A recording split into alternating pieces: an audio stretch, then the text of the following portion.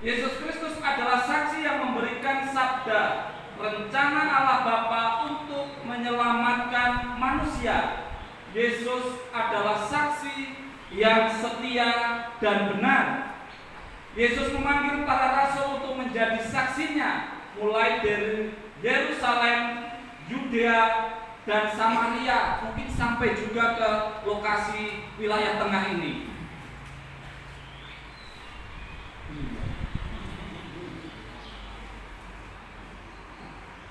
Bahkan sampai ke ujung bumi, gereja melaksanakan kesaksian agar umat manusia dihantar kepada kerinduan akan kebenaran dan cinta kasih yang diwahyukan oleh Allah.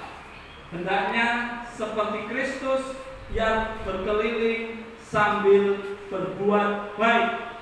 Demikian juga gereja membangun relasi dengan semua orang, khususnya dengan yang miskin, yang tertimpa kemalangan, dan dengan sukarela mengorbankan diri untuk mereka.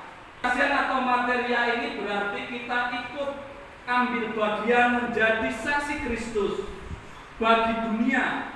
Hal ini dapat diwujudkan dalam menghayati hidup kita sehari-hari sebagai orang beriman.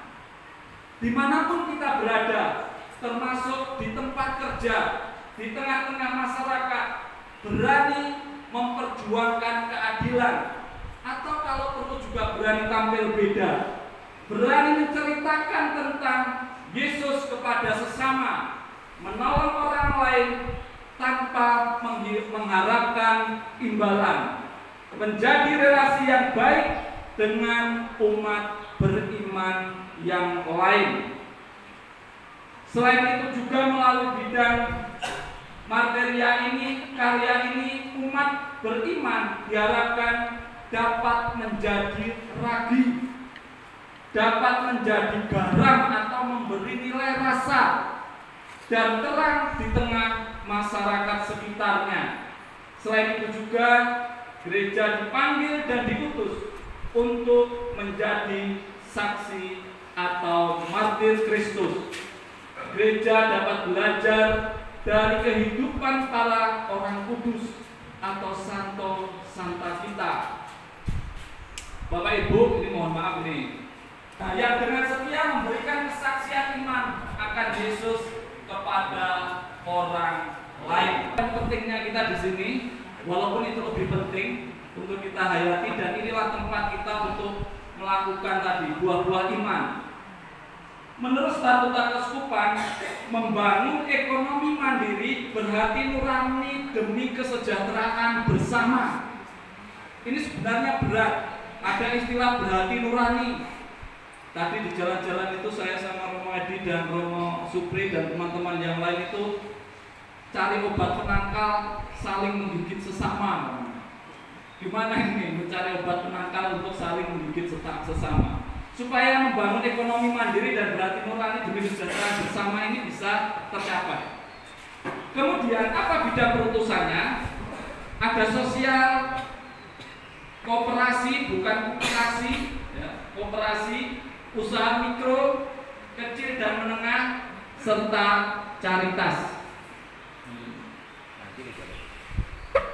Nah, tugas perutusan PST mendampingi dan menjaga spiritualitas Katolik, lembaga-lembaga maupun kelompok kategorial di lingkup perutusan komisi.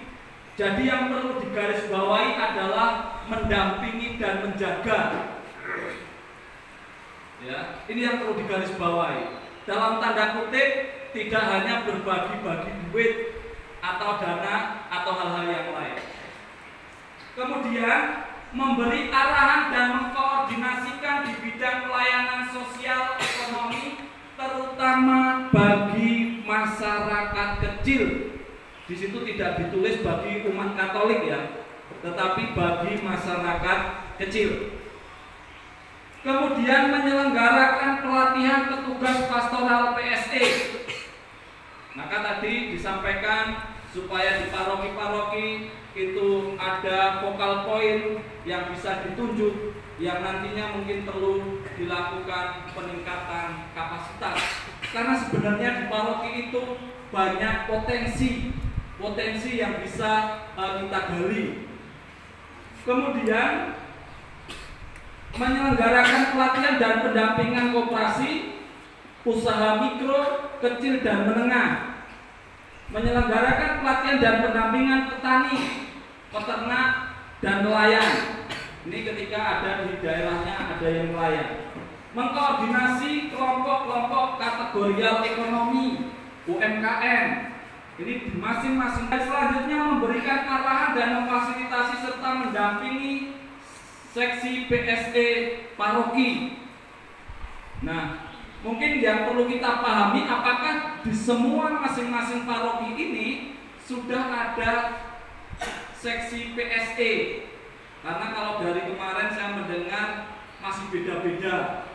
Dan berpartisipasi dalam pengembangan basis data di bidang ekonomi. Nah, memang kita diharapkan bekerja berbasis data. Karena dengan berbasis data itu kita tidak akan meleset program kerja yang akan kita lakukan. Karena memang basisnya sudah data.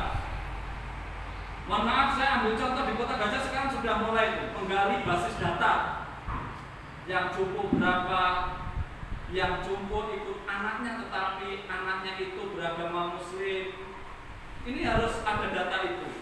Yang hidup sendirian berdua tanpa anak, anaknya tempatnya jauh-jauh.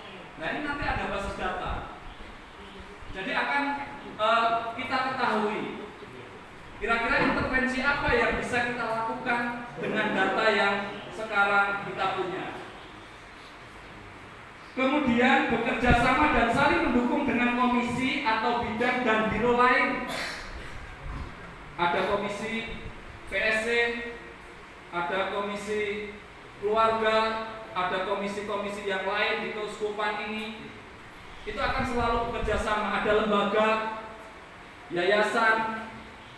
Kita akan selalu berkolaborasi bersama di bagian itu. Kemudian menjalin kerjasama dengan PSE KWI, karena itu sebagai induk PSE keuskupan. Melaksanakan tugas perutusan khusus maupun insidental dari keuskupan.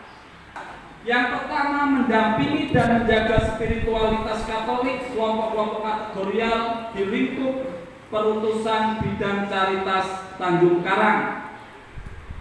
Memberi arahan dan mengkoordinasikan bidang pelayanan pastoral kebencanaan, baik bencana alam maupun bencana sosial kemanusiaan.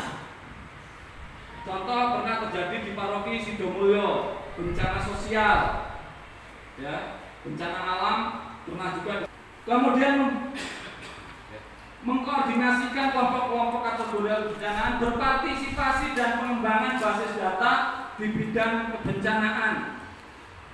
Apakah di paroki kita juga berpotensi munculnya bencana, baik bencana alam maupun bencana sosial?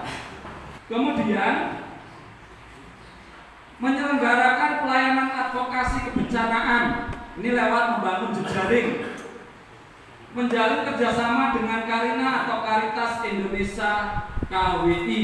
Nah, ini tugas-tugas perutusan Caritas, yang tadi tugas-tugas perutusan PSE, walaupun Caritas dan PSE ini menjadi satu bidang yang sama.